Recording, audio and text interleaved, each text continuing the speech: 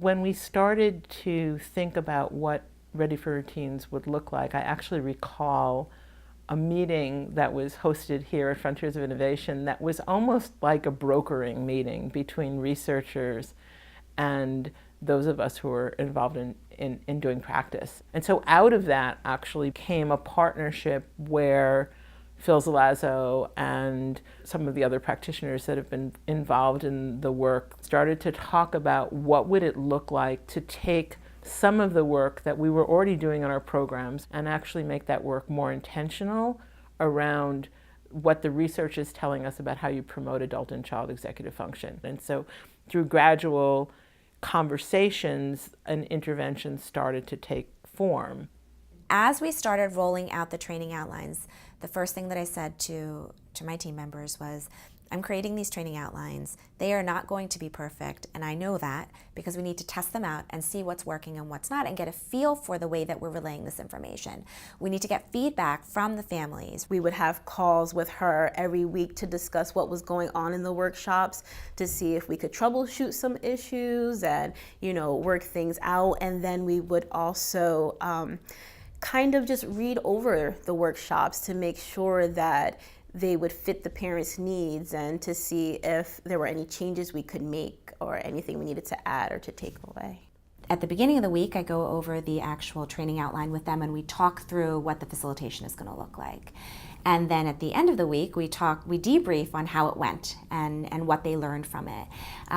One of the things that we started doing with them also is visually recording their sessions so that they could also, watch what they were doing and reflect on the process, right? Reflect on their own work, reflect on what the families were saying and their body language during the sessions. Did they seem like they enjoyed it? Did they seem like they were grasping the concepts of what was being said?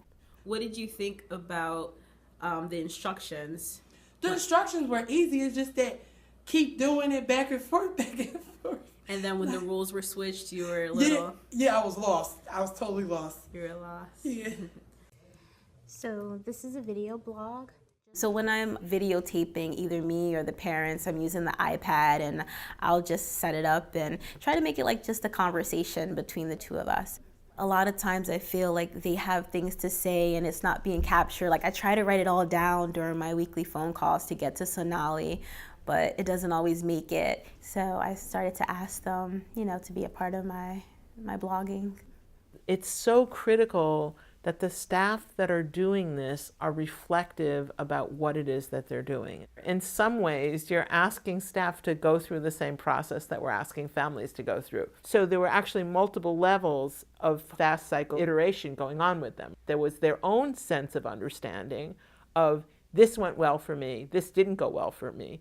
Then there was our sense of actually watching them and going, oh, they didn't even notice that part didn't go so well for them. So then how do we cycle back and help them to actually articulate those concepts in a better way with families? So that all of that was a piece of the fast cycle innovation. And then really then taking all of that, as we kind of completed different parts of the interventions and saying, okay, this part seems to have gone really well.